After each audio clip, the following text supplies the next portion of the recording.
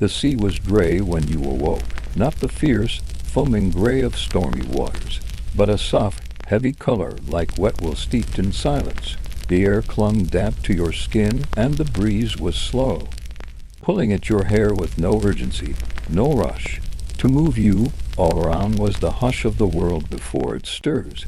You didn't know how long you had been there. The sand beneath you was cool and coarse, studded with broken shells and driftwood. Small waves rolled in with a steady breath, pressing sea foam against your boots, retreating again like shy hands. Somewhere in the distance, gulls cried, not sharply, but in a low, distant way, as if reluctant to break the stillness of the morning. You sat up slowly, your cloak heavy with salt and damp, your hands trembling slightly from cold or confusion, you couldn't say. Before you stretched the lonely line of the coast. Behind you, dead trees waited, dark with dew. Not a soul in sight. No footprints in the sand but yours. And no memory. Your name, perhaps. A few fragments, nothing firm. A face, possibly yours, glinting for a second in the retreating water. But everything else was empty. You stood. Your knees ached. Your stomach felt hollow. The wind toyed with the hem of your tunic, which looked roughly sewn but strong. Your boots were worn but well made. On your waist a belt with a small pouch, a rusted key, and a smooth stone, round and black as night. You had no sword, no map, no certainty. Only one thing was clear. You did not belong here. And yet the earth held you without question, as if you'd always been here, as if the silence itself had made a space for you. The first few steps inland were difficult, not for any obstacle, but for the feeling, the strange awareness of being watched, though no eyes followed you. The hush of the trees, the way the leaves above didn't rustle quite enough. The path that wound up from the beach and into the forest seemed not carved but remembered, like someone long ago had walked it once, and it had waited all this time to be walked again. You followed. The forest welcomed you with damp moss and bird song, distant and hesitant. Twigs cracked underfoot. The air smelled of old rain and bark. Somewhere water trickled. As you moved, things began to feel familiar in a way that unsettled you more than comforted you. A tree here looked just a bit too known, a bend in. The trail matched a shape you had seen before, in a dream or a memory or nothing at all. A few hours passed, or perhaps minutes. Time didn't behave here like it should. When you emerged from the trees, the land sloped downward into a shallow valley, green and quiet. A river traced its path through the grass like a silver ribbon, and beyond it, nestled among low hills, a village, thatched roofs, wooden fences, a windmill turning slowly in the breeze, smoke rising in soft curls from chimneys. No roads led in. No carts moved along the lanes, just stillness, the sort of stillness that feels like holding one's breath. Your boots crunched softly on gravel as you made your way down the hill. At the edge of the village, a wooden sign hung crookedly from a post. The paint was fading, but the letters were still legible. With the RFJORD. With the RFJORD. You said it aloud. The name felt strange on your tongue, not wrong, just unused. A dog barked, somewhere unseen. A child laughed, far off. But as you entered the village proper, it became clear that something was off. People glanced at you, then quickly away. A woman carrying a basket crossed to the other side of the lane. Two boys playing near a water trough froze, then ran. No one greeted you, but they didn't stop you either. You walked slowly through the winding lanes.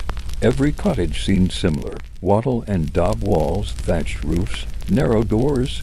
Chickens scattered from your path. A cat blinked lazily from a fence post. At the center of the village was a small square, a well, a bench, a carving of a knight whose name had long worn away. And there, sitting calmly with a pipe between his fingers, was an old man. He looked at you like he had been expecting you. "You're late," he said, not unkindly. You blinked. "Late?" He nodded. "Supposed to be here at dawn. But you'll do." He gestured to the bench beside him. You sat. For a moment, neither of you spoke. just the creak of a windmill, the rustle of leaves, the far-off sound of someone chopping wood. Then the man turned to you. You don't remember, do you? You hesitated. No. Good, he said. That makes it easier. He tapped the ash from his pipe and stood. Come on then, you'll need to meet the others. You looked up. Others? He smiled. We all came from somewhere else, one way or another. And no one comes to Witherfjord by accident. The old man led you down a narrow footpath that curved behind the village square. It passed beneath low eaves and alongside hedges of overgrown rosemary and yarrow.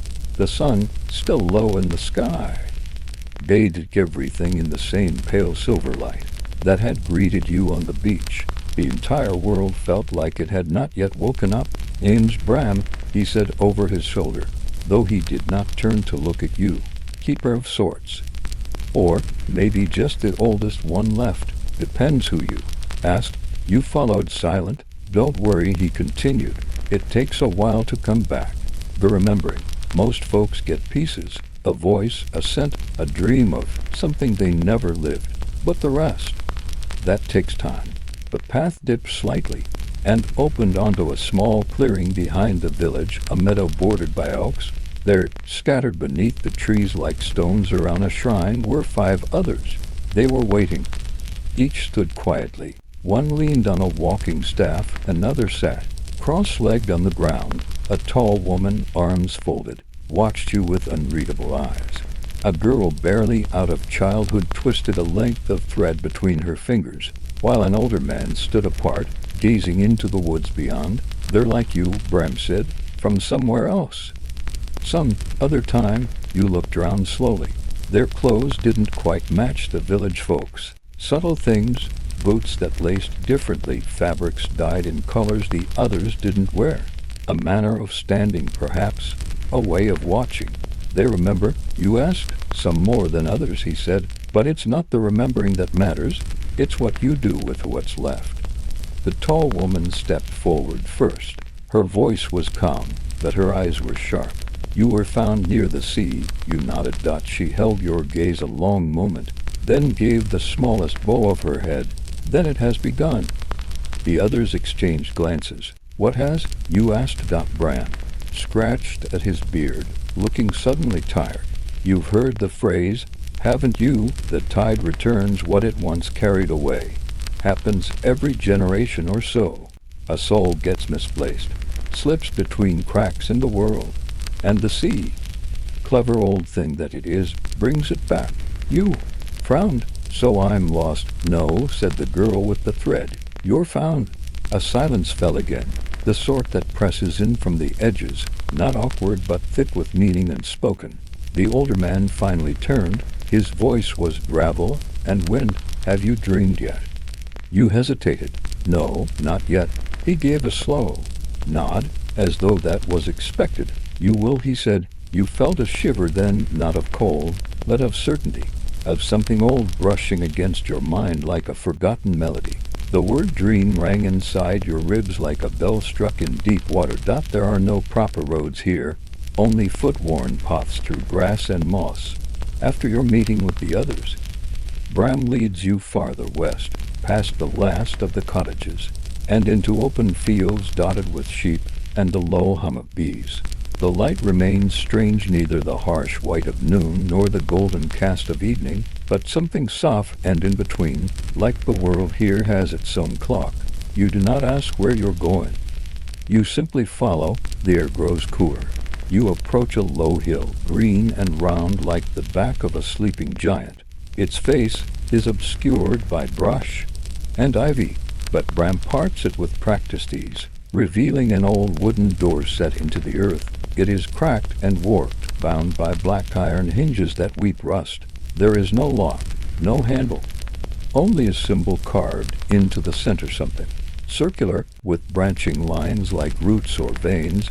Bram places his hand against it. For a moment, nothing happens. Then, with a quiet groan, the door opens inward. It is dark inside, but the smell that comes out is not of decay. It is the scent of stone after rain, of books closed too long, of earth warmed by candlelight. You hesitate. Bram gestures. Come, you have to see, so you step inside. The tunnel is narrow and damp, the floor packed dirt, the ceiling low. Roots hang down in places like tangled strings. Yet despite the darkness, you feel no fear, only a deep, strange familiarity, as if your feet know this place, as if they've walked it before. The tunnel bends and opens into a round chamber, its walls lined with shelves carved into the stone. On them rest objects of no clear time, a compass with a cracked face, a toy horse carved from bone, a book with no writing inside. And in the center of the room, on a plinth of smooth gray stone, sits a bowl made of some dull, greenish metal. Water rests inside, unmoving. Bram stands beside it. This is where they come, he says. Those the tide returns. What is this place? You ask. A memory, he replies. A question, a key. You step forward, peering into the bowl. Your reflection stares back, but it shifts as you watch. Not a stranger, not quite. But not entirely yourself either. A different version, maybe. Deeper one. When the dreams begin, Bram says, they will send you here. You'll know when. You want to ask what dreams, what the bowl shows, what any of this means. But Bram is already walking away. Up the passage, you follow the air warmer now, the light at the tunnels, and almost golden. When you emerge, the hill behind you looks unchanged, as if no door was ever there. But in your chest, something has changed. You feel it like a thread pulled taut. Something has started. And there will be no turning back. It begins without warning. One moment you are lying beneath the woolen blanket in your small guest room, the quiet hush of the village night wrapped around you like a second skin. The next, you are standing in a field of wheat that moves like water beneath a storm-colored sky. There is no sound, no wind, no bird call, no distant barking of dogs. Just the slow ripple of golden stalks and the crackle of lightning far above. Though no thunder follows, you glance down. You are not dressed as yourself.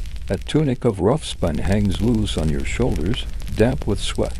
Your hands grip a wooden shaft, a hoe, or maybe a spear, you cannot tell. The air smells of iron and ash. You take a step forward, and the field parts ahead of you as though inviting passage. You move slowly, the wheat brushing against your knees, your arms, your face, and then there is a shape ahead. It is a tree, twisted low to the ground, its limbs heavy with something that might be fruit or might be bone. Beneath it stands a figure, tall, still, cloaked in something that ripples between light and shadow. You cannot make out the face, only the shimmer of eyes that reflect your own. You try to speak, but no words come. The figure raises one arm and points. Behind you, you turn. The field is gone. In its place, a battlefield. Not a grand one, no banners or war horns, just a wide, churned stretch of mud and blood littered with the fallen. Men and women in clothes you cannot place. A child's doll, soaked red, half buried in the dirt. Smoke drifts from somewhere low and gray. And then you hear it, a sound so soft you almost mistake it for wind, but it is breath, many breath, and footsteps. They come from all sides. Figures, coped like the first, but these are not still. They walk slowly toward you, hands empty, faces blurred. Their heads bowed slightly as if in mourning or prayer, yet you feel no threat from them, only sorrow. They pass beside you, through you, into you. One turns her head as she passes, an old woman, and her lips move around a word you cannot hear, but somehow you understand it. Remember, you wake with a gasp. The blanket is soaked. Your heart beats like a drum. The room is the same. Stone rushes, the faint light of a banked hearth. But something inside you is not the same. You rise, slowly as if drawn by invisible strings, and make your way outside. The village sleeps. Only the stars blink overhead. You walk barefoot, the packed dirt cold beneath your soles, and past the lull houses, the coops, the silent mill, beyond the last cottage. The trees begin, and beyond them, the hill and the door. You find it open. No one is there. The tunnel is dark. You carry no torch. But you do not stumble. You know the way now. When you reach the chamber, the bowl is already glowing. Not brightly, just a faint green shimmer. The water is still, but you see something beneath its surface. Your own face. Yes, but younger or older. You cannot tell. It shifts and blurs. Then something rises behind it. A tree, twisted and heavy. A battlefield. A doll. You reach toward the surface but do not touch. You are afraid, not of the vision, but of the certainty. Because you know what this means. The dream is not just memory. It is message. The veil between now and then has grown thin, and someone is trying to reach you. The next morning dawns as if nothing has changed. Chickens scuttle in the yard. The smell of barley porridge drifts from a hearth nearby, and the village wakes with the rustle of tasks too familiar to question. But you do not feel the same. You move differently, as though your limbs are not your own. As though something within them remembers a rhythm you have forgotten. As you bend to wash your face in a wooden basin, you catch sight of it. Faint at first, a thin line like charcoal dust drawn in a slow curl just above your right collarbone. You scrub it hard, but it doesn't come off. It isn't dirt. It's a mark, not a wound, not a bruise. Something older, etched in the skin, burned into memory. You pull your tunic tighter and step outside. The sun warms your shoulders, but it does not reach the chill at your core. As you pass the smithy, old Eric lifts his head. You dreamt, he says, not as a question but as a fact. You pause. He squints at you, sets down his hammer, and wipes his hands on his apron. It begins like that for all of us. Before we see, before we know, you ask what he means, and he only nods toward the woods. You should speak to the seer. The path to the seer's hut is not marked, but somehow your feet find it. Twisting past low brush and dark pines, it leads to a clearing choked with ferns and mushroom clumps. The hut leans sideways like a weary animal, its roof sprouting moss, its door made of bound twigs and antvertines. You knock, no answer. You push the door. Inside, the smell of herbs and smoke. Bones hang from cords in the rafters. Bowls of crushed bark, dried flowers, feathers arranged in circles. In the center sits a woman so old her hair is the color of snow not yet touched by sun. Her eyes are shut. Still, she speaks. You have seen the field. You nod, unable to ask how she knows. You carry the mark now. You glance at your shoulder. The land remembers, she whispers. And it speaks to those it needs. She reaches forward and touches your forehead with a finger that feels like dry twig and summer heat. Your eyes close. Suddenly sound laughter echoing from a village square. The clang of iron, a hand in yours, a language you don't understand, but somehow feel. Then screams. Fire! A wall of spears, a banner torn in wind. You wake on the hut's floor. The seer is gone, but the mark glows faintly now, visible even through your shirt. You rise and steady and step back into the woods. The sky is darker than it should be. The wind smells of storm. Something is changing. Something has begun. The wind that presses through the valley is no longer gentle. It moves like a warning, twisting the trees until their limbs groan and the grass on the hills bends low, as if bowing before something unseen. As you return to the village, the sky has turned a sullen gray, and the air is thick with the scent of rain and something deeper, something ancient. The villagers glance upward, muttering old sayings beneath their breath. Storms from the north bring the past with them, says one man, as he lashes the shutters of his cottage.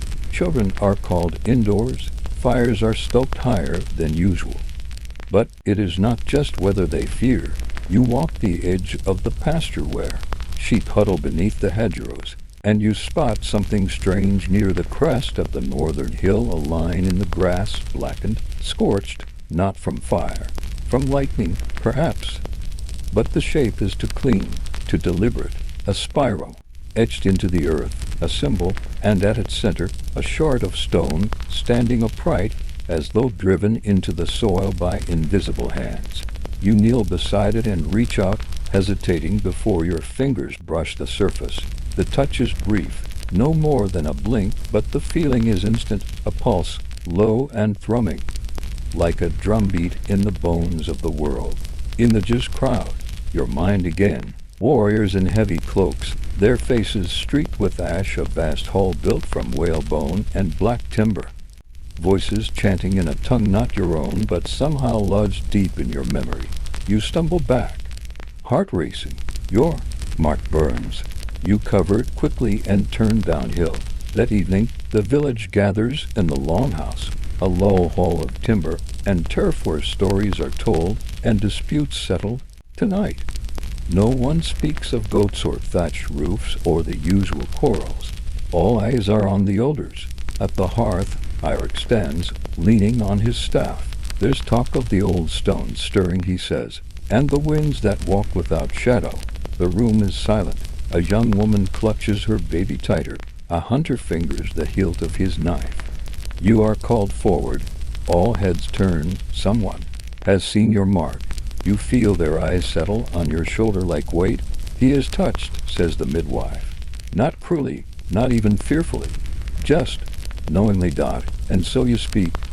You speak of the dreams, of the cedar, of the hilltop stone end, the spiral in the earth. As your voice carries through the room, no one interrupts. Even the fire burns lower, listening. When you finish, the silence is long. Then the priestess rises. She is older than any you've seen, her braids silver with age, her eyes deep as peat pools. He has crossed a threshold, she says quietly. The old gods do not forget those they have touched. The land has called him. Now we must follow. She declares a rite must be held, something not done in a generation. A journey, a watching and naming. The village murmurs. Some nod, some glance toward the hills. Outside, thunder growls. Rain begins to fall, not heavy, but steady, cleansing. That night, you lie awake in your bed of straw, the roof above whispering with rain. You stare at the timber beams and the flicker of firelight. You wonder what it means to be marked. You wonder if the life you once lived, in another world, another time, is truly gone. Or if it ever was. The wind carries voices again. Just on the edge of hearing, the land does not forget. And now, it remembers you. The morning dawns with the hush of dew and drifting fog, softening the sharp lines of the village until everything seems dreamlike, half-remembered. You rise before the sun and step out onto the damp earth, where puddles reflect the pale sky and the footprints of those who've walked before you have already begun to boor. Today is the day of the rite, and though no one speaks the word chosen, you can feel it clinging to you like mist on your cloak. By the longhouse, the villagers gather. Each carries something small, a bundle of herbs, a carved trinket, a strip of cloth. These are offerings, meant for the ancestors, meant for the gods, meant for the earth. The priestess waits by the eastern gate, wrapped in dark wool and crowned with woven branches. Her gaze is distant, not unkind, but heavy, as if she's already walking some other path in her mind. She leads you from the village, past the fields and fences, past the grazing cattle and the river's edge upward, always upward. The air thins as you climb the slopes where few go. Here the trees grow older, gnarled and silent. Moss creeps over stone like memory returning to rest. Birds do not sing. The forest holds its breath. At last, you arrive at the place the villagers call the Standing Hollow. It is a ring of tall stones, worn smooth by time, standing upright in a shallow bowl of earth. Some lean, some bear markings half erased by centuries of wind and rain. The center is clear, packed with ash and trodden soil. The memory of fire still sleeps in its bones. The villagers form a circle, humming low and rhythmic. You stand at the heart, flanked by the priestess and the elder Eirik. In their hands, a branch of rowan, a bowl of spring water, a strip of unspun wool. These are the old tools, the ones used before words were written down, before gods had names carved in stone. The rite begins without fanfare. The priestess murmurs something, not to you, but to the stones, to the air, to the presence that seems to gather in the silence. Eric brushes your brow with water. The priestess lays the wool across your shoulders and presses the roan against your palm. Then she steps back. The earth moves, not with violence, not with noise, but with a slow exhale, a hum beneath your feet, like a beast shifting in its sleep. The ring of stones seems to lean inward. Shadows stretch, and for a moment, just one, you see them, not clearly, not fully, but enough. Figures, draped in furs and bone, standing where the stones stand now, eyes glowing like firelight through smoke. They are watching. They have always been watching. Then it is gone. You do not fall, but your knees bend, and the rowan drops from your hand. The priestess catches your gaze. It has begun, she says simply. You return to the village not as Sir Goddard, nor as the stranger from another world, but as someone changed, someone named, someone known. And though no one says it aloud, their eyes follow you differently now. The wind carries your name, not your old name, not even Goddard, but something older, something given by the stones. The days after the rite feel slow and strange, as if the air itself has thickened with memory. You return to your routines, tending your horse, walking the village paths, sharing bread with the baker's family. But everything feels quietly altered. Children who once shouted your name now watch from doorways. Elders nod in your direction with deeper solemnity. Even the dogs seem to pause longer when they pass. And then, the singing begins. It starts at twilight, a low hum, rising from the hearths of the old women who spin wool by the fireside. The tune is unfamiliar to your modern ears, but not unpleasant. It is circular, like a lullaby that loops without end. You hear it from different cottages, different lips, but always the same shape, the same slow unfolding. One evening, you ask the village potter, a stooped man with hands as cracked as his kiln, what the song means. He gives a long pause before answering, as if weighing whether to speak at all. Then he says, "It's the song they sang when the earth opened the first time, when the wolves bowed, and the stars drew close." He says it without drama, as fact. That night you dream again, but this time it is not the battlefield, or the cloaked woman, or the whispering trees. This time, you are standing at the edge of a great fire. Around you, a crowd sits in silence, watching smoke rise toward a ceiling you cannot see. A voice chants in a language your waking mind does not know, but your dreaming self understands. Each word lands like a stone, each breath echoes. When you wake, the song lingers like ash on your tongue. In the daylight, you ask Eric if there is a festival approaching, some holiday or celebration. He shakes his head. Only the waiting. He says, "We sing when something draws near." You ask what is drawing near. He only looks toward the forest. That afternoon, the priestess visits you. She does not knock. She simply enters, as if the threshold no longer applies to her. In her hand, she carries a length of cloth, deep blue, embroidered with silver thread. She lays it on your table and speaks softly, "Wear this when the moon wanes." Then she leaves. The cloth hums with old symbols, stitched in looping patterns that seem to shift when you stare too long. You recognize none of them, but your hands tremble when you touch it.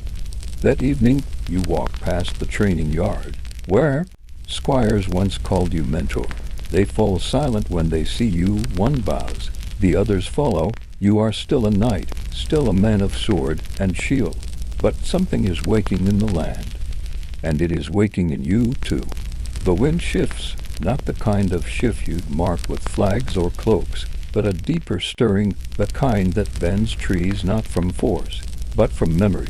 You sense it before you hear it, and you feel it before you name it. It begins in the bones, a slight weight behind the sternum, a tension in the shoulder that won't release. The horses pace in their stalls. The dogs bark at corners of the yard where nothing moves. Smoke from the hearth no longer rises straight but curls sideways. Toward the woods, the villagers notice too, not in words, but in gestures. Salt is thrown over shoulders more often. Iron charms are hung above doors. The baker crosses herself before kneading dough. Children are kept indoors after twilight. And songs, once hummed with warmth, now fall quiet when footsteps pass. You walk to the forest's edge. No one follows, but no one tries to stop you either. The trees stand still like watchers. Their trunks are thick and twisted, their branches laced like old veins against the sky. It is not a dark forest, not in the way of fairy tales, but it is deep, and it is old, and it does not welcome questions. Still, you step and the ground beneath your boots turns from grass to loam to moss. Leaves do not crunch here, the silence swallows sound. Even your breath feels hushed, as if the forest listens and disapproves of noise. You walk slowly, hand at your side where your sword would be, but you carry no blade today, only the cloth the priestess gave you folded beneath your tunic. After a while, the path vanishes. There are no trail markers, no footprints, yet you feel yourself guided, not by sight or sense, but by some strange pull like a thread tied between your ribs. And something distant. You pass beneath an arch of bent birches, their bark flaking like parchment. You cross a stream so still, your reflection seems to blink slower than you do. At last, you come to a clearing. In its center stands a stone, not carved, not placed, grown, perhaps, from the land itself. It hums not with sound, but with presence. Lichen clings to its base, moss coats its sides. But above all, there are markings, not runes, not letters, just shapes, circles within spirals, waves beneath stars. You reach out, your fingers hover above it. The air is warmer here, almost alive. You don't touch the stone. You don't have to. You turn back, the weight inside your chest heavier now, not burdened. Anchored up, the forest knows you. Not your face, not your name. It knows your thread in the weave. And something in the forest has tugged up. The next day dawns gray and still, not ominous, not yet, but hushed, as if the sky itself waits. Mist clings low to the earth, curling between the village huts and drifting across the training yard. You wake earlier than usual, not from a noise, but from a feeling. That same thread in your chest, the one the forest pulled, tugs softly again, not urgently, not painfully, just persistently. You rise, wash in cold water, and step outside. Eirik is already waiting, leaning on his staff as if he has not moved from that spot since yesterday. He watches you without smiling, without speaking. Then he nods once and walks toward the eastern path. You follow. The two of you move through the village in silence, past the longhouse, where fires smolder, past the forge, where the blacksmith pretends not to see you, past the fields where no one works today. It is a quiet so deep it feels carved into the world. At the edge of the village, where the land softens into open moor, Eirik stops. He gestures ahead. She's waiting, he says. You frown. Who? He doesn't answer. You walk on alone. The moorland is damp and endless. Heather clings to your boots. The sky above thickens with low, slow-moving clouds. After a while, you begin to doubt you're walking anywhere at all. It all looks the same rocks, the same shrubs, the same empty air. Then you see her. Stands on a rise, not tall, not robed, not glowing, just a woman in a dark blue cloak facing away from you, hands folded in front of her. You approach slowly. She turns before you speak. You recognize her. She is the woman from your dreams, the one who stood beside you on the battlefield, the one with the stars in her cloak. But here, in the daylight, she is not mythic. She is human. Her eyes are tired. Her face is lined not with magic but with yours. When she speaks, her voice is soft and ordinary. You're late, she says. I didn't know I was expected. No one ever does, she replies. You stand in silence together, looking across the moor. In the distance, clouds drift over the far hills. The wind tastes of peat and old water. I'm not here to explain everything, she says, but I will tell you this. The world doesn't turn by chance. Threads are pulled. Patterns are chosen. You've been drawn because the weave has weakened. You look at your hands, at the cloth beneath your tunic. What do I do? She smiles faintly.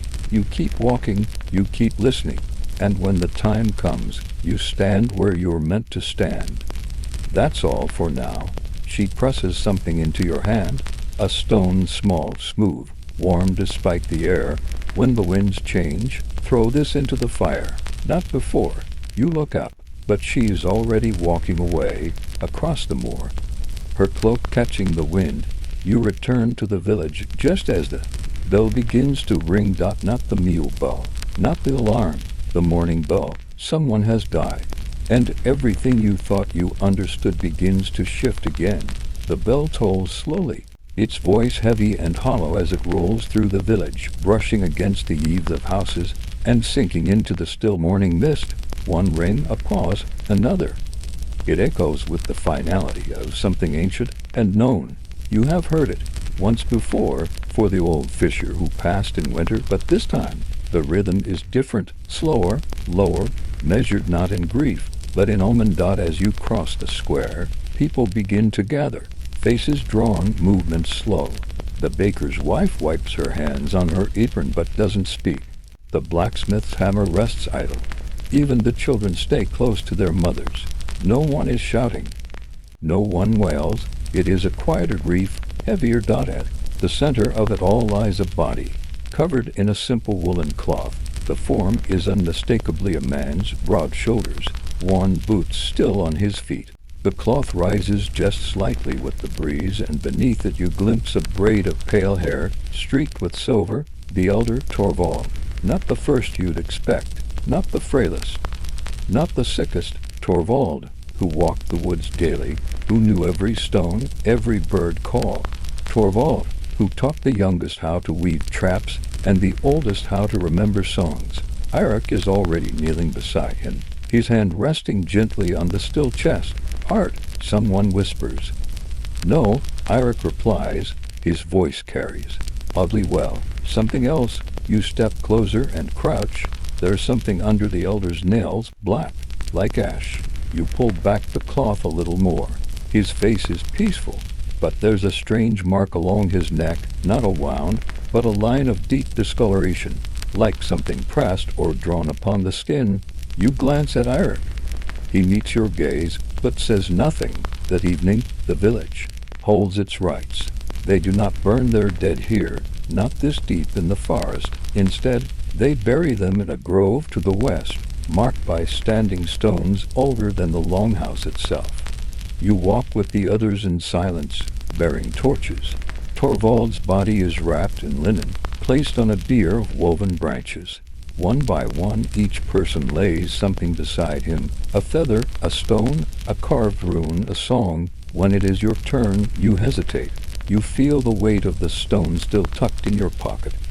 The one she gave you, but it is not meant for this. Instead, you reach into your belt pouch and withdraw your knife, simple, worn, but used daily. You lay it beside him, a tool of the living, passed to the dead. Eirik speaks the final words, his voice low and even. He knew the forest, he says. He listened when others spoke. He talked without pride, and when the time came, he did not run. There's silence again, deeper this time. The wind doesn't blow, the birds do not call. Then the soil is poured. As the villagers return, you linger by the stones. The night deepens around you, heavy with questions. You hear a whisper, not voice, but wind, and turn sharply. Nothing. Yet for the first time, you realize you are being watched. Not by the villagers, not by beasts, but by the land itself. And whatever watches does not blink. By morning, the village seems to breathe again, but not deeply. The silence of grief lingers in the corners, in the way spoons stir porridge more slowly, in how doors are opened just enough, not wide. The elders meet in hushed tones near the hearth, and when you pass, they fall quiet. The children are told to stay near the longhouse. No wandering into the woods, no playing by the river. No questions answered, but none asked either. The old rituals of silence have returned. You, however, are not content with silence. Eirik finds you near the edge of the village, where the trees begin to thicken. You're going, he says. It isn't a question. You nod. Something happened out there. Torvald wouldn't have fallen to fever or fright. Eirik places a hand on your shoulder. He went beyond the glade, where the old stones tilt. Few do, fewer return. He looks at you, eyes weathered like bark. But if you must, take this. From beneath his cloak he withdraws a small leather pouch. Inside are herbs, bitter, sharp-scented, and a carved pendant, worn smooth by time. Wolf's eye, he says. To see what hides, you leave at dusk. The forest beyond the familiar path grows darker sooner than expected. Light does not trickle through the leaves here. It is swallowed. Moss coats the stones. Roots rise like bones from the soil, and every sound feels dampened, as if the very air is listening. You move carefully, bow in hand, blade at your belt. The trees begin to lean subtly at first, then more sharply bent inward, as if peering at you or guarding something buried deep. Then you find the ring of stones, not like the others. These are taller, cracked, not shaped by tools but still placed by something. They circle a clearing where the grass doesn't grow. In the center, a hollow, as if something once rooted here had been torn out. You kneel, the air grows colder. A shape stirs. At first, you think it's shadow, but then it breathes. The figure is hunched, not beast, not quite human, cloaked in bark and bramble, its limbs too long, its presence silent yet immense. It watches you without eyes. You do not reach for your weapon. Instead, you bow, a slow, deliberate lowering of your head. Respect, not challenge. The creature, if it is creature, tilts its head in return. You hear a sound, not with your ears, but somewhere deeper, a wordless permission, a warning maybe. Then it recedes into the trees, noiseless. When you rise, you find something left in the hollow, a braid of pale hair. Torvald's. You return to the village before dawn, changed. Not by battle, but by being seen, and let go. And now you carry a silence within you that is not your own. The morning begins with a haze. At first it seems like the usual mist that clings to the fjords in spring, curling around the trees and hovering above the black earth. But by midday it is clear. This mist is no mist. It is smoke, thin, sour, rising in narrow tendrils from the west, past the river's bend where no farmstead should burn. The village gathers slowly on the green. No horn has sounded, no call to arms. Yet they know, the air tells them. You feel it in your teeth, the way animals do when thunder crawls toward the horizon. Sigrid steps beside you. Her eyes are narrowed toward the smoke. It's not raiders, she says. Raiders don't burn just one field and leave the rest untouched. You nod. It's a message a scout has sent. A boy barely 16. He returns by nightfall, breathless, pale, and wordless. It takes water and time to coax the tale from him. A burned cart, a single body, propped upright beside it. No wounds, no blood, but both eyes gone, cleanly removed. It was facing the village, the boy says, as if it was watching. Silence swallows the longhouse. The next day you lead a small party upriver. Sigrid insists on coming, so does Eirik. The smoke has thinned, but its ghost still lingers in the trees. The forest feels different now, as if the underbrush itself leans away from you, offering no comfort, no camouflage. You find the cart where the boy said it would be. The ashes still warm in its heart. The body slumped beside it is stiff, hands folded unnaturally across the lap.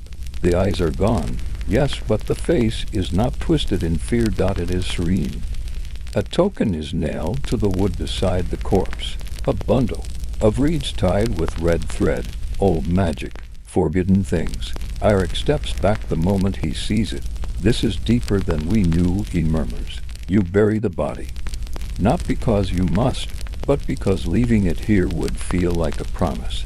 Broken, on the return journey, the group says little, but the silence is not empty.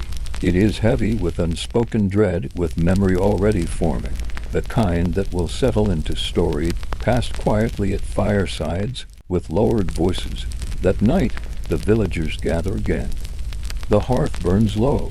Someone begins humming an old lullaby. Others join in one by one, not out of joy, but out of need. The way a ship's crew sings in a storm, not to call the sun, but to keep the darkness at bay. You listen, and you do not sing. Instead, you look out into the trees beyond the fence, and you wonder how many more nights will pass before the forest hums back up. By the end of the week, the crows no longer wait for scraps.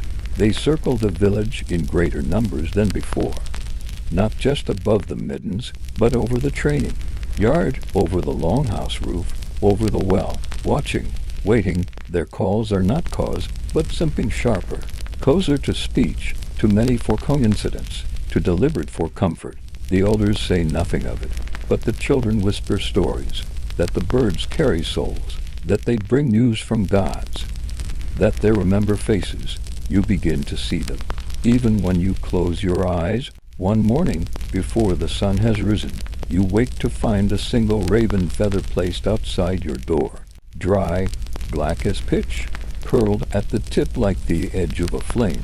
No wind could have left it there, no child would have dared. You pocket it without a word. Later that day, Sigrid finds you sharpening your blade near the smithy.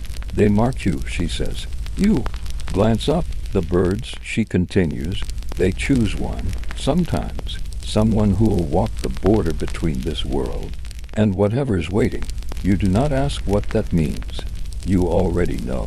That evening, during weapons training, a stranger arrives. He does not enter with noise or show. He rides a thin, gray horse with eyes like old milk and carries no banner, no shield. His cloak is patched, his hair braided in the old way, but it is his face that stirs the deepest unease, weathered, expressionless. He could be 30, or he could be 90. He could be no one or everyone you feared in dreams. He speaks to no one until he reaches you. Then he stops. You're the one with the feather, he says. It's not a question. Sigrid steps between you before you can answer, but he merely raises a hand, not in threat, but in permission. I've come to walk with you, he says, into what's coming. No one stops him when he enters the longhouse. No one questions when he takes a place near the fire. The village somehow already knows. This man has come from a place beyond names, and he carries the weight of old stories folded into his shadow. That night the birds are silent, but one remains on your windowsill till dawn, watching, always watching. The first sign is not the smoke itself, but the absence of birds. One morning the skies are clear, not blue, but empty.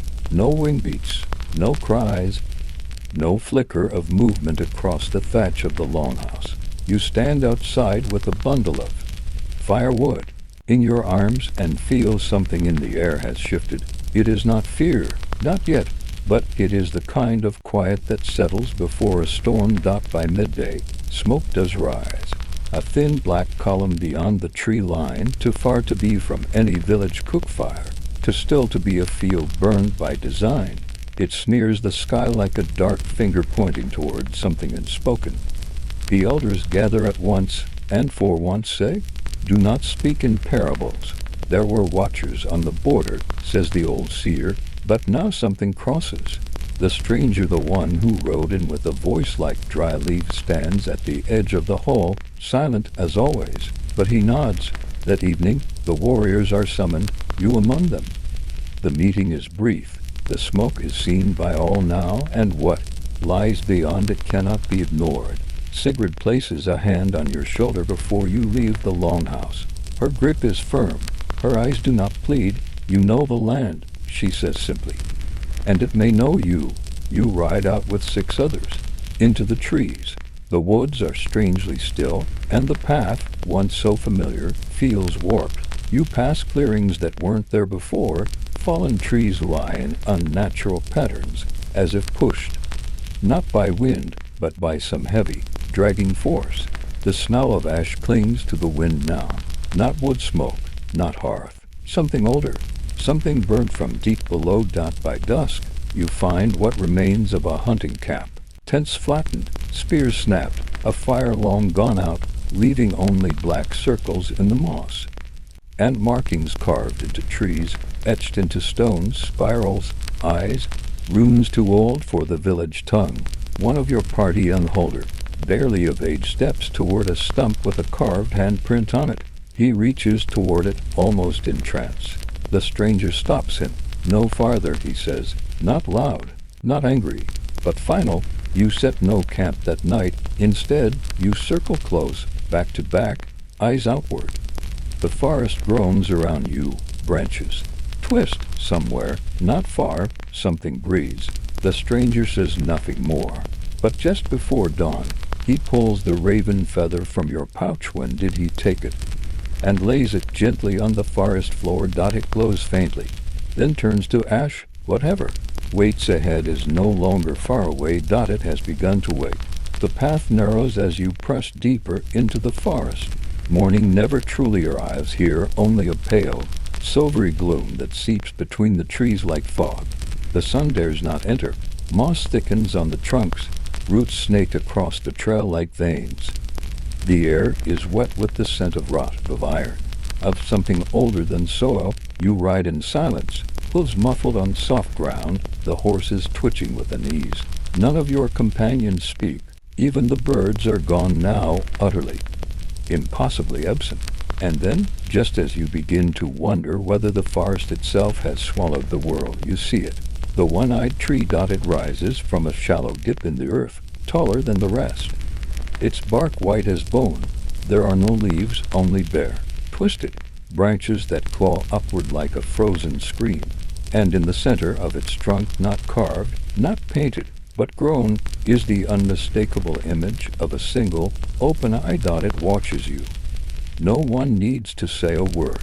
The others dismount slowly, reverently, as if approaching a shrine or a grave. The stranger stands nearest to it. This is where the veil thins, he murmurs, and presses his hand to the tree's bark. The eye flares, just once, as if pulsing with something alive. Then it goes still again. "We go on foot," he says. "So you leave your horses behind, tethered but already trying to pull away." The forest closes tighter around you now. The air is colder. You walk for hours, or perhaps only moments. Time bends here. Branches move when you're not looking. Shadows shift shape. More than once you think you see someone watching you from between the trees. A girl with pale hair, a hunched figure cloaked in feathers, a gleam of teeth, and always, the eye. Sometimes ahead of you, sometimes behind, but always watching. Eventually, the trail leads to a clearing, circular and unnaturally precise. At its center stands a mound of stones, a cairn with runes etched across their faces. Wine begins to rise. The air hums. Your skin prickles. The stranger steps forward and removes something from his cloak, a small flat stone, gray, polished smooth. He places it atop the cairn. The wind dies, and then the ground beneath your feet begins to tremble. From the cairn rises a voice, not a whisper, not a word, but a deep vibration, like thunder buried beneath the soil. It pulses through your bones. It says, "Remember, return, repay," and then silence. The stranger turns to you. "You've heard the call," he says. "Now the land will test if you are worthy to answer it." And before you can respond, the trees begin to move. The ground quivers beneath your boots, not with violence, but with the slow, deliberate rhythm of something ancient stirring. Trees do not fall, but they shift ever so slightly, their trunks creaking like tired joints, their branches groaning in a language of bark and wind. The forest itself seems to breathe, drawing in air through 1,000 moss-covered mouths. You stand frozen as the roots begin to lift. Not all of them, just enough to reveal that beneath this forest is not only earth, but stone, cut stone, altar stone. Your companions are silent. Even the stranger looks uneasy now, his gaze fixed on a narrow gap forming ahead, the doorway of tangled roots and shadow. No command is spoken, but your feet begin to move. The passage is low, forcing you to stoop, your shoulders brushing damp earth. The air smells of clay and memory. You pass under roots that pulse faintly with reddish light, like the veins of a slumbering beast. You descend deeper, until the trees above are gone, replaced by stone walls carved with symbols, some you recognize from old texts, others you feel in your marrow but cannot name. And then you find it, a chamber, round, sunken, and impossibly quiet. At its center stands a great tree, though no sun has ever touched it. Its bark is black as night and glistens like wet ink. Its branches hold no leaves, only hanging ribbons, hundreds of them, torn cloth, and hair and scraps of words written on parchment so old they crumble if looked at too long. These are offerings. The stranger approaches the tree reverently and kneels, placing his palm against the bark. You follow without knowing why. The moment your skin touches the wood, your mind is filled with soundless visions. A woman lighting a candle in a storm, a boy casting stones into a river, a battlefield strewn with shields, a crown broken and buried, a child, your child, reaching for your hand, but you are bound by chains of fire. The visions fade, you fall backward, gasping, but no one catches you. The stranger speaks, voice hollow with knowing. This place remembers what men forget. It holds the promises made in blood and breath, the ones never broken because they were never finished. You try to stand, but your knees shake. The stranger turns to you once more. You ask to know why the forest stirred. Now you must decide. Will you carry its burden? Or will you leave as so many before you did? You look around. No door, no path, only the tree. And the silence, thicker than before, because the forest has shown you something now, and it will not let you go unchanged. You do not answer the stranger, not with words, at least, but your silence, your breath caught in your chest, your hands curled into fists by your sides. These are answers enough. The roots shift again, not to trap you, but to beckon. They move like slow serpents, revealing a narrow trail leading deeper. Not out, you do not know where it goes, only that it is meant for you. The stranger watches, but does not follow. This path is yours now, he says, with the tone of someone who has said it many times before. You step forward. The roots do not block you. The tree says nothing, yet still you feel its gaze, or its memory, or its judgment. You walk. The tunnel of bark and soil tightens, narrows, and sharpens. Thorns grow from the walls, now long curved, catching at your cloak, your hair, your skin. You do not bleed, but you are marked with every step. The path seems to resist you more, as if testing your resolve. There is no light save for the faint red glow pulsing from within the roots, like a heartbeat. Time twists. You pass moments carved in wood like memory scenes from your life that you do not remember living. A woman crying beside a hearth, a sword planted in snow, a face your own looking back at you from behind a barred window. You begin to hear whispers, not voices, but sighs, breaths taken and never released. They say your name, not Goddard, the name underneath. You walk until the thorns recede, and the earth opens again into a hollow glade.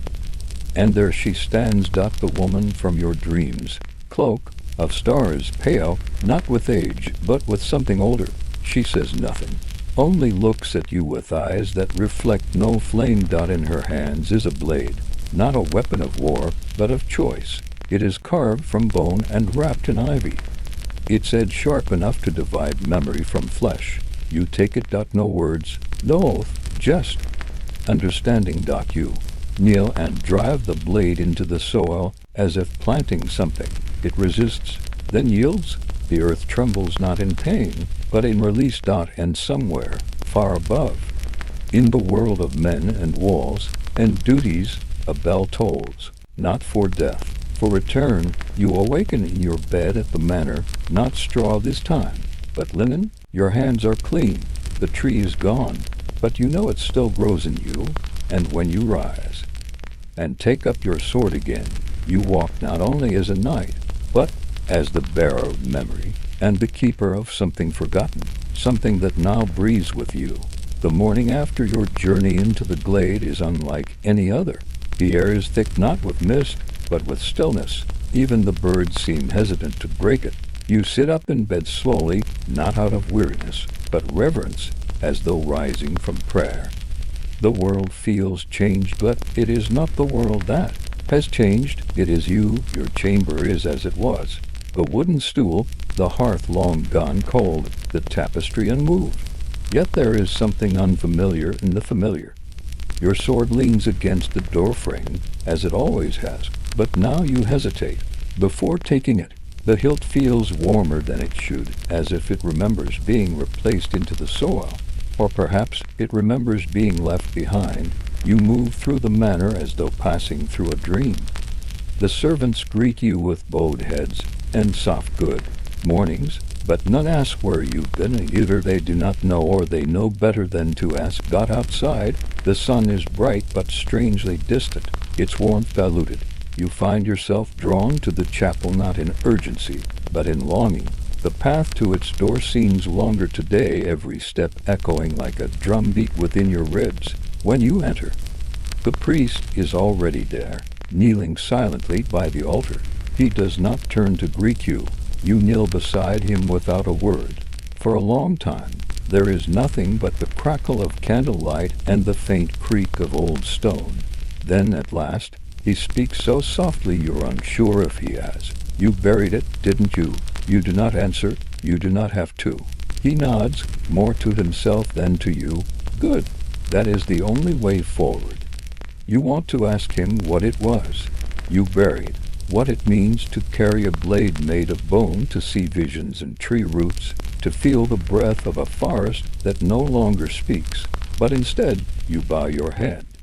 You remain there until the light in the chapel shifts, the sun crawling westward outside. When you stand again, your knees ache not just from kneeling, but from bearing the weight of something invisible. Back in the village, you walk among the people not as you did before. They smile at you the same way, tip their heads, offer you warm bread, ask about your day. But now when you speak, your voice is slower, your eyes drift longer. You see things in their faces that you never noticed before. The lines of hardship, the flicker of worry beneath the surface, the quiet grace of endurance. You visit the blacksmith, not to sharpen your sword, but to ask how his daughter fares. With the cough, you visit the tanner, not for new leather, but to help him lift a heavy hide. You sit beneath the old tree at the edge of the green and watch the children play. And one of them brings you a stone shaped like a heart. You do not carry your blade today. You carry a basket of apples instead, and when the sun sets, and the villagers light lanterns, and gather for songs, you sing with them, not loudly, not to be heard, but because you are still here. And because silence, now, is something you understand. The seasons shift slowly in Witherford. Summer yields to autumn with a hush, as if nature itself is reluctant to let go. The fields burn golden beneath the sun, sheaves of wheat bundled and lifted, the village steeped in the smell of hay, sweat, and baking bread. The labor of harvest is not glorious, it is patient, repetitive, rooted in aching backs and cracked hands, and yet it is beautiful, too, in a quiet, ancient way. You take part in the harvest alongside the villagers this year, not because you must, but because it feels right. You trade your sword for a sickle, your gloves for bare fingers. The rhythm of cutting and binding becomes its own kind of prayer. Each stalk fallen is a reminder that life does not rise alone. It is gathered, shaped, made into something shared. It is during one of these days, in the low light of dusk, that a strange sound reaches your ears. You are working the far edge of a field, near the tree line, when the wind stills for just a moment, and there, beneath the hush of leaves, you hear it, a hum, faint but steady, not a bird, not a breeze. You pause, sickle in hand. The earth seems to breathe. That night you return alone. You follow the path between the trees, your boots soft in the leaf litter. The forest does not resist your presence now, nor does it welcome it. It simply is kindless. And when you reach the edge of the field, where the humming first began, you kneel and place your palm against the soil. It's warmer than it should be. and it beats soft, low, rhythmic dot like a drum, like a heart. A vision stirs not sharp like before, but slow and indistinct, a woman walking through the field centuries ago. Planting something not seen with the eye, her hands were weathered, her eyes clouded with tears. She sang a song that had no words. You wake the next morning with dirt beneath your fingernails and a feeling in your chest that will not fade.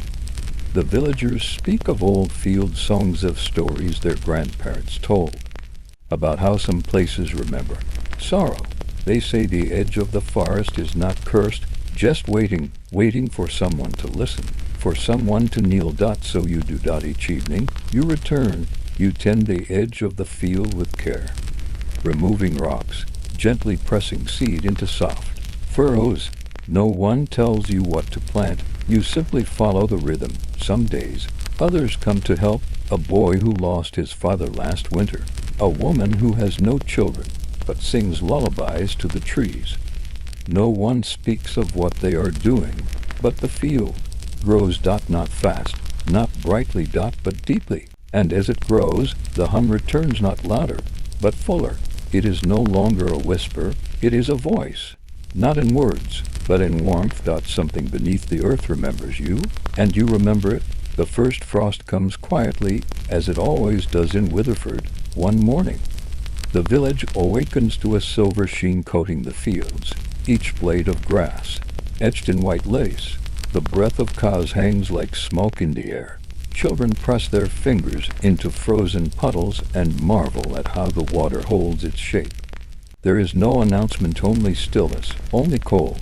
You stand at the edge of the garden plot you've come to tend, where sprouts still push stubbornly through the chilled soil.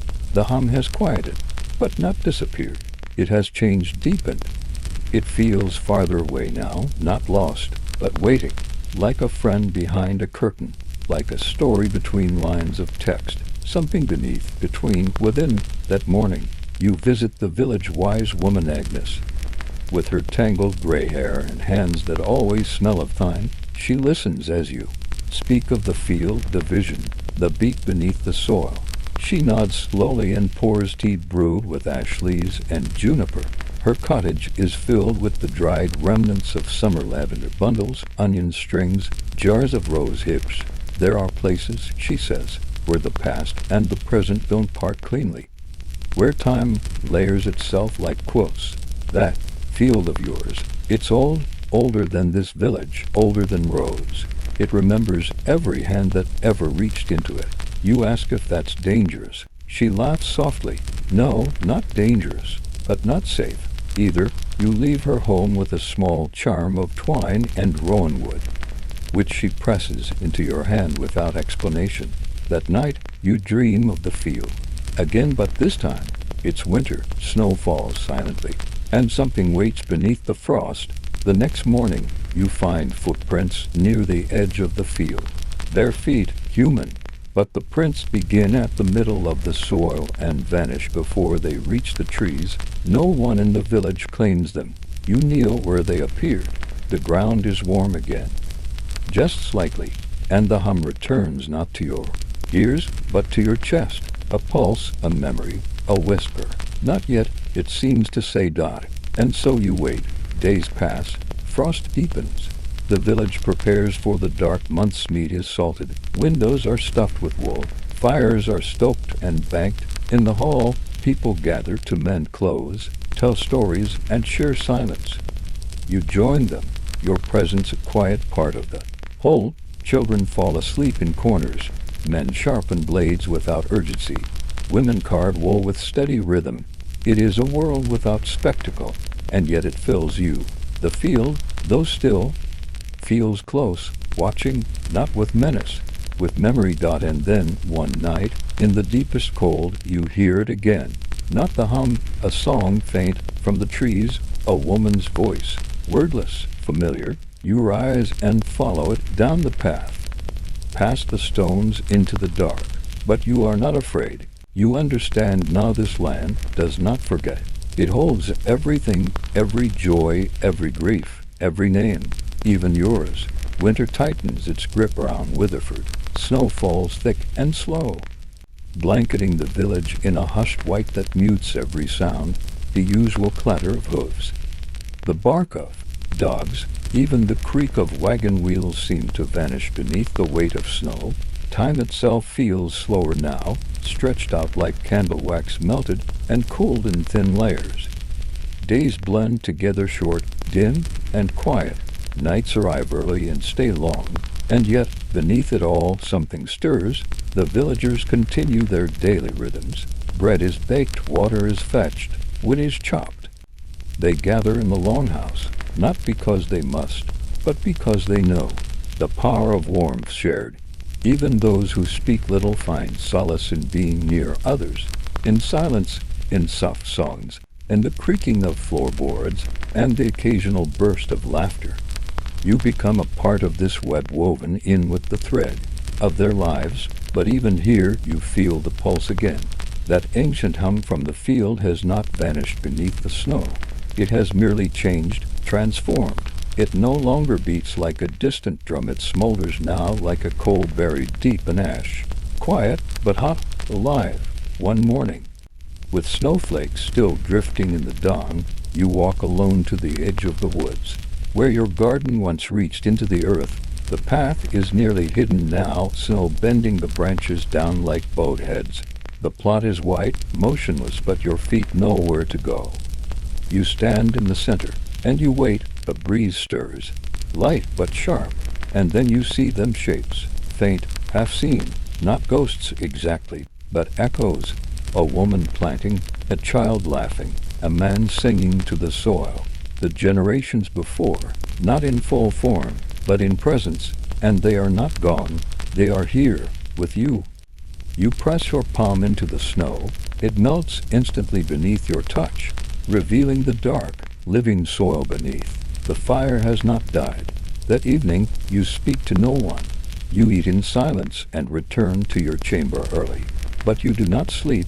You sit by the hearth, watching the flames lick at the wood, thinking of everything buried in silence. The dreams, the hum, the song, the sorrel dot, and as midnight arrives, you rise, dress, and carry a single candle to the chapel. You kneel before the altar, not with a request, but with a remembrance. You are not only a knight, you are not only a guest in this world, you are its steward, its voice, the one who listens. And beneath the ice, the fire waits because you are still here, and you are still listening. It begins not with a sound, but with a feeling like a warmth curling beneath your ribs. Soft and steady, rising slowly. One morning in late winter, as the frost still webs the windows and smoke curls from every chimney in Witherford, you wake with the unmistakable sensation that something has shifted, not in the air, but in the earth, a stirring below the surface, a whisper of change. You dress without a word and step outside. The cold still bites, but the wind smells different, less of snow, more of thaw. Somewhere in the distance, a raven calls, a good sign. The crows have gone quiet lately. But the ravens remember. In the center of the village, a small gathering is taking place.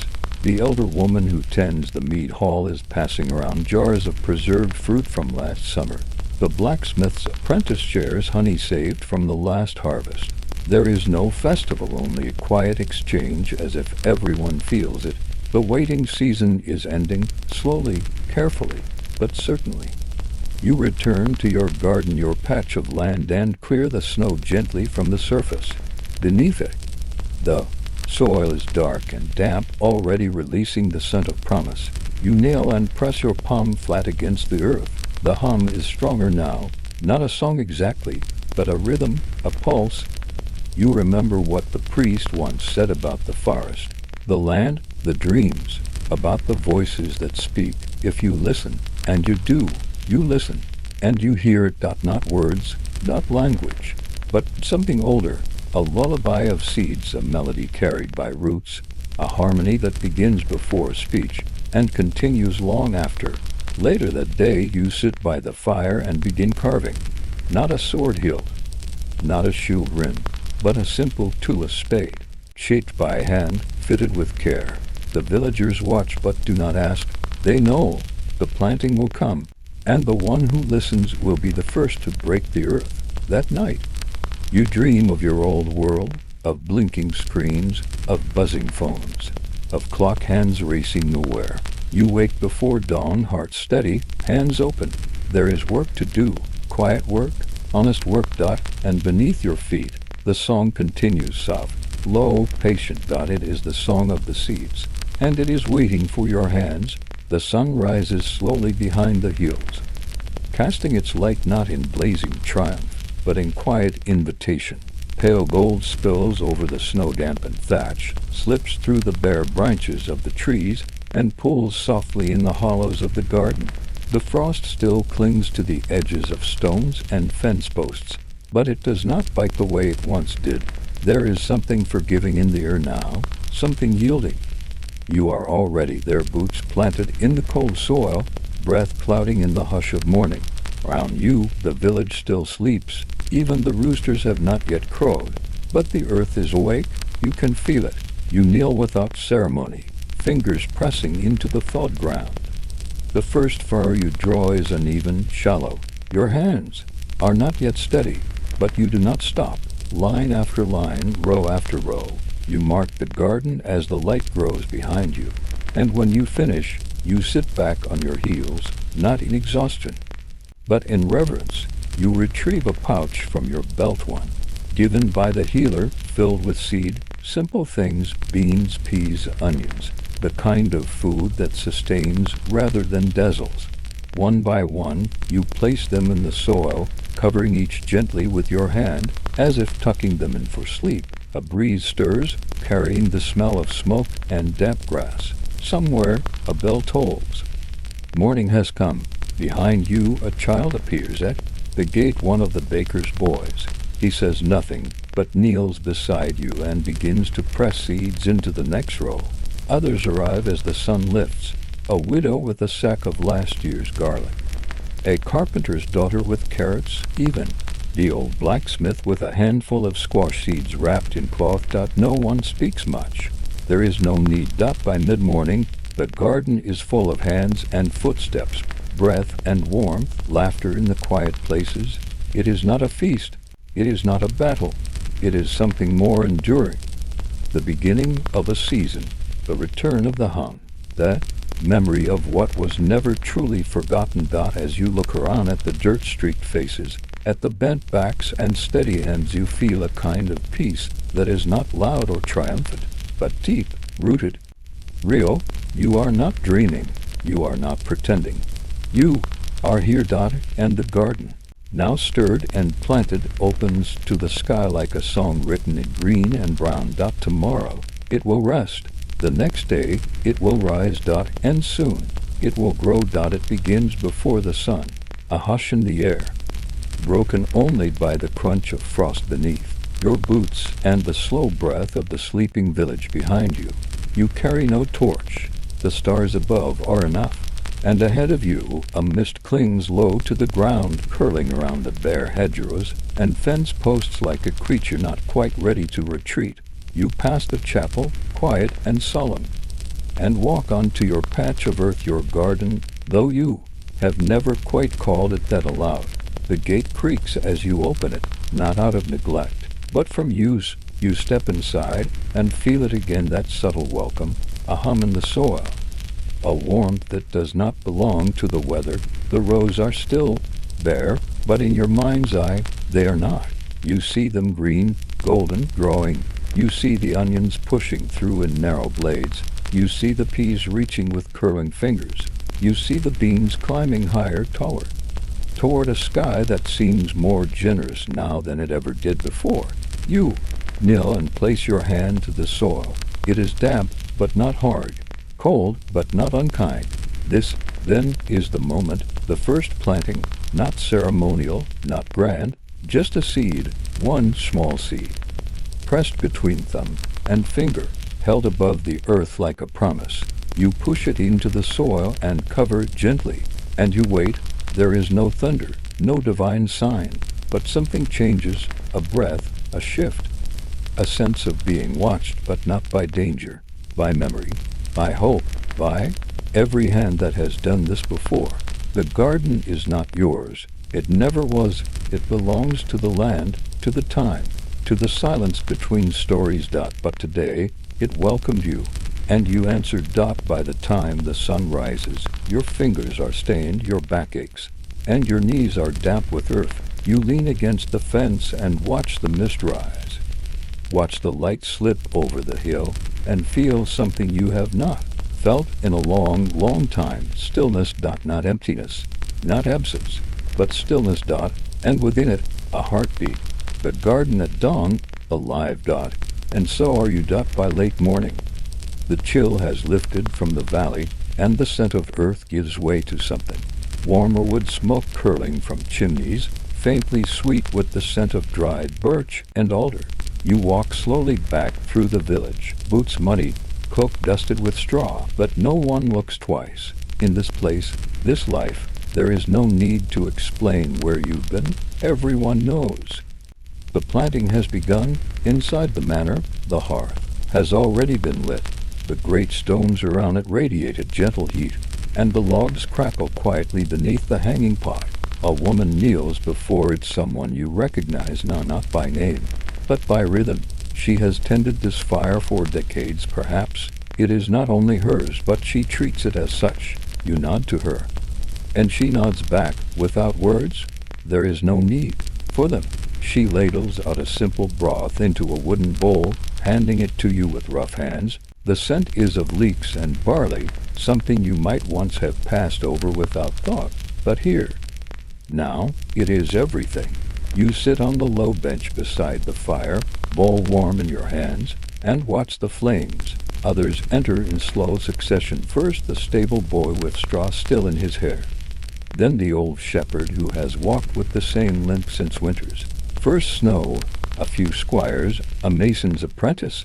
Each takes their place on the benches around the hearth, forming a slow, quiet circle of presence. There is no ceremony here, just company, and the slow return of voices. Stories begin, not all at once, but like coals stirred. Someone speaks of a fox spotted near the orchard. Another recalls a frost from 20 years past, when the thatch fell in and the pigs huddled in the chapel. Laughter stirs, heads nod, the shepherd hums tunelessly to himself. Someone sharpens a knife. You eat slowly, not for the food, but for the peace. In time, your bowl is empty, your linens warm. The woman by the fire adds another log, and the flames flare briefly before settling again into steady light. You do not rise right away, you let yourself rest.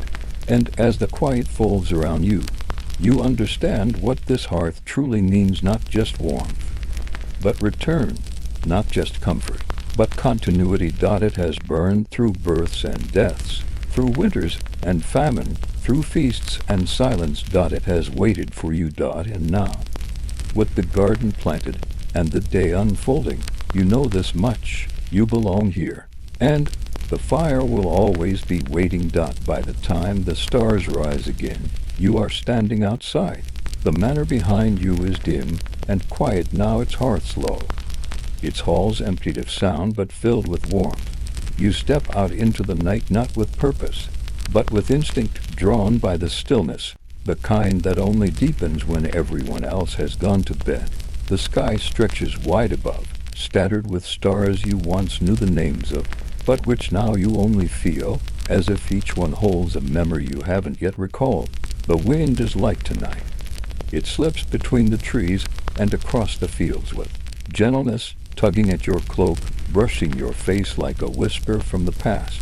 You walk slowly past the garden where your seeds now rest unseen, past the fence line and the dark hedges, out onto the gentle hill that overlooks the village. And there you stop. From here, you can see all the thatched roofs tucked close together like sleeping cattle.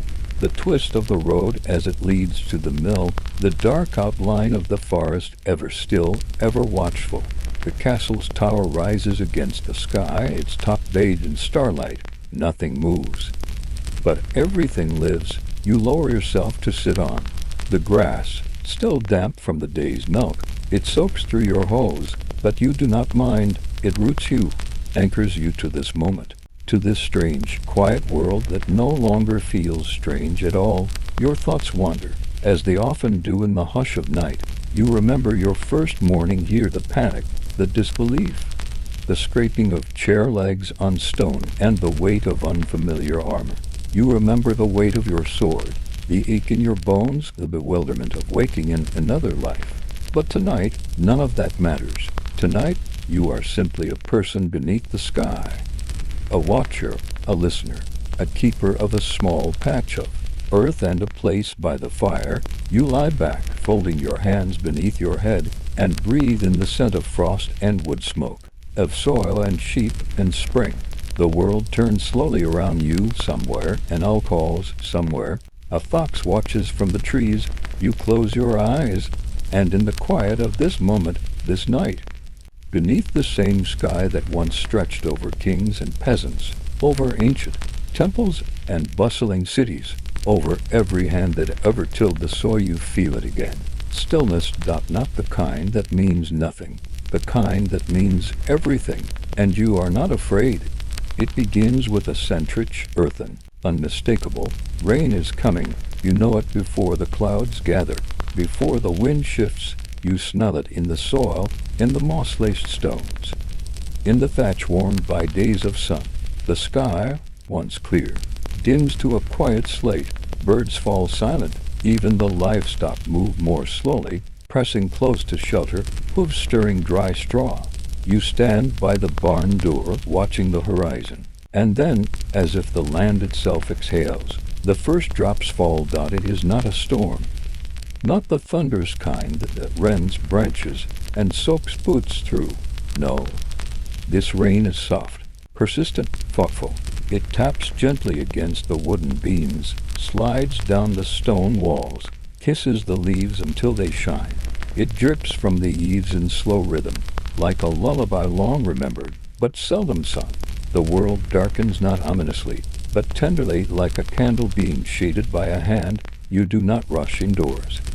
Instead, you walk beneath the trees. Your cloak grows heavy with damp, your boots leave prints in the mud, but you continue. Through the orchard, where the first blossoms now droop under droplets, through the path where ferns stretch wider to catch the falling sky. The forest is different in the rain, closer, quieter, ancient in a new way. The leaves rustle with each tap, the branches creak with softened weight. It feels as though the trees are listening. At the glade you pause, the one where, not so long ago, strange things were whispered, where eyes seemed to glow behind brambles, but today the air is clear. Nothing moves but the rain. You tilt your face upward. The drops find your brow, your lashes, your lips, and there, in that stillness, you remember something, not a memory from this world or the last, but something deeper, a feeling. You have stood in rain before, in cities and suburbs, beneath umbrellas and neon signs, but it never tasted like this. It never meant anything. Here, it does. Here, the rain speaks. It tells you that the land is alive, that it feels your steps, that it remembers. When you return to the manor, soaked and breathless, no one asks why. A towel is pressed into your hands, a hearth glows behind the shutters, a bowl of lentils and leek waits beside a chair, and as you sit, steaming gently beside the fire, you realize this is what it means to belong to a place, not to be needed, but to be understood. The rain continues into the night, steady and sure, and you sleep like someone who knows they will wake to the same world. The days grow longer now. The sun lingers above the hills, and with it comes a quiet warmth that seeps into the stone, the fields, the bones. Each morning is a little softer than the last, and you find yourself rising not with urgency, but with calm. The chores are familiar, the people kinder still. The world no longer feels borrowed, it feels yours. There are still tasks to tend. The animals must be seen to, the paths swept, the tools kept in working order. The Lord's steward still walks the boundary lines with you each week, counting fences and watching the horizon. But it is not duty that moves you anymore. It is rhythm. You have become part of the landscape, no longer the stranger in borrowed skin. but a name the village children know, a face the old women smile at, a man who, one day, will be remembered in stories. Not for greatness, but for presence, you visit the forest less now, but when you do, it welcomes you. The fear is gone.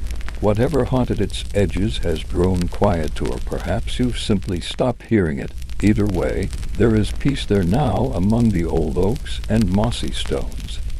The glade where you once felt watched now feels like a place to rest. Sometimes you wonder if you will wake one day and find it all gone, that you will open your eyes to electric light and tiled ceiling, to the hum of a radiator and the beep of a phone.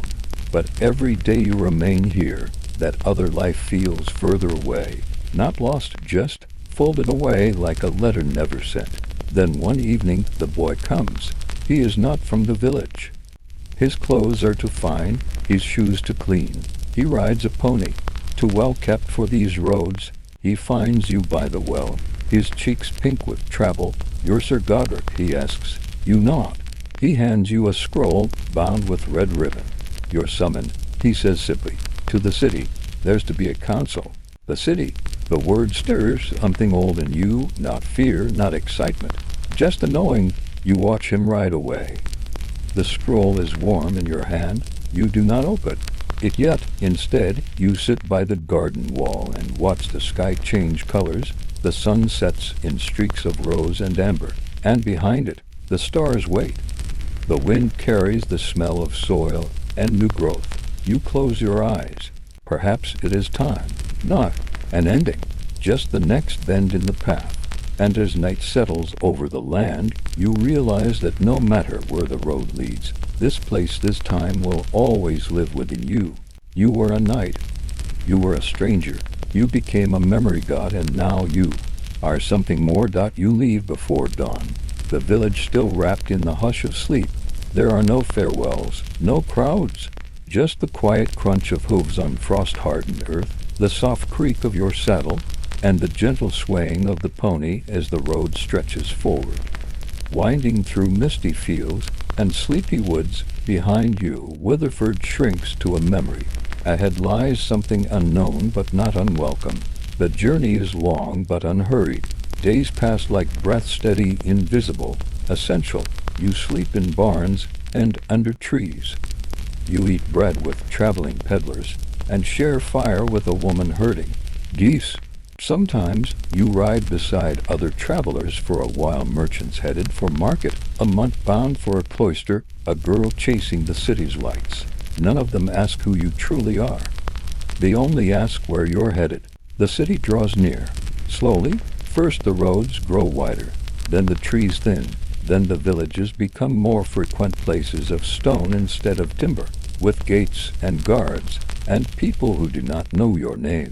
You feel the shift in the air, the tension of a place where news travels faster and silence is harder to find. Then, one morning, you crest a hill and see it. The city. It is vast, older than you imagine, and beautiful in a way that isn't. Soft, it's all angles and edges, towers rising like crooked teeth, smoke curling from hundreds of chimneys. Walls ringed like a sleeping giant's spine, and gates unopened to swallow carts, herds, pilgrims, and now you ride in slowly, unnoticed among the morning bustle. Vendors shout over the clatter of hooves, bells chime in the distance, dear smells of bread and horses and coal smoke. Everything is louder, brighter, faster, but still, beneath it all, there is rhythm. You find the manor where the council is to be held. It's tucked behind the great cathedral, built of old limestone and ivy-choked arches. A servant leads you to a chamber with a high-vaulted ceiling, stained glass glinting in the morning sun. Inside, men and women sit in cloaks of red and blue, parchment in hand, eyes sharp. They look at you as you enter. You look back. They speak of border threats, of famine to the south, of a strange illness in the fishing towns. Your voice, when you use it, is calm. You do not speak as one who fears cities. You speak as one who remembers the village, the woods, the silence of rain, and they listen. That night, you do not sleep in a castle. You find a quiet room above a baker's shop. The mattress is soft. the window cracked open to let in the smell of yeast and ash. You sit there a long time, sword resting beside you, cloak folded at your feet. You think of the road that brought you here, and you wonder where the next will lead. The city wakes slowly beneath the heavy sky, smoke curling from 100 rooftops, chimneys breathing warmth into the cool dawn. Below your window, the baker kneads dough to the rhythm of an old song, his hands working with the quiet precision of yours. You watch for a moment, then dress in silence, your tunic worn, your cloak carrying the scent of travel and firelight. The sword at your side is no longer a curiosity. It is a part of you. Outside, the cobbled streets glisten with dew. Merchants set out crates of apples and cloth. A scribe sets up a table of ink pots and vellum sheets. The city murmurs with 1,000 lives unfolding at once. But your place is not here, not for long. You walk to the gates. The guards nod as you pass, and the walls of the city fall behind like a dream. Ahead lies a path unmarked, unnamed. There is no map, just instinct and wind and the weight of the land beneath your boots. The road stretches through quiet hills where sheep graze under scattered clouds, through forests where birdsong carries, and sunlight drips through leaves like gold. You sleep beneath trees again, beside streams, under stars. You meet no bandits, no dragons, only the soft resistance of distance, the ache of moving forward.